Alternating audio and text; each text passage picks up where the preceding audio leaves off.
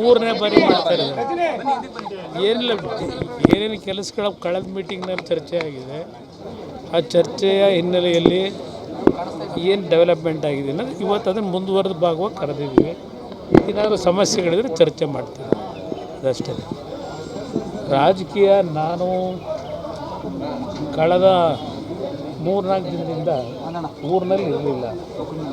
ನಾನು ದುಬೈನಲ್ಲಿ 3 ಕಚೇರಿಗಳು ಓಪನ್ ಮಾಡಲಿಕ್ಕಿಂತ ಅಲ್ಲೇ ಹೋಗಿದ್ದೆ.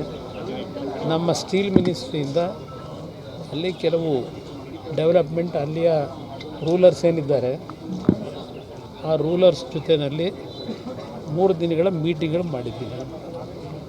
ಅಲ್ಲಿ ಹಲವಾರು ರೀತಿಯಲ್ಲಿ ಸ್ಟೀಲ್ ಮಿನಿಸ್ಟ್ರಿಗೆ ಸಂಬಂಧಪಟ್ಟಾಗೆ ಕೆಲವು ತೀರ್ಮಾನಗಳೇನಾಗಬೇಕಾಗಿತ್ತು.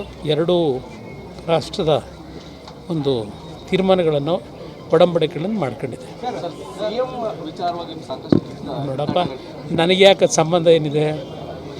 ಸಿ ಎಮ್ಗೂ ಮುಂದುವರಿಯಲ್ವೋ ಇನ್ಯಾರು ಆಗ್ತಾರೋ ಅದು ನನಗೇನು ಸಂಬಂಧ ಇಲ್ಲ. ಕಾಂಗ್ರೆಸ್ ಪಕ್ಷಕ್ಕೆ ಸೇರಿರೋದು, ಕಾಂಗ್ರೆಸ್ನಲ್ಲಿ ತೀರ್ಮಾನ ತಗೋಬೇಕು. ನಾವ್ಯಾತಕ್ಕೆ ತಲೆ ಕೆಡಿಸ್ಕೋಬೇಕು? ಅದರ ಅವಶ್ಯಕತೆ ನನಗಿಲ್ಲ.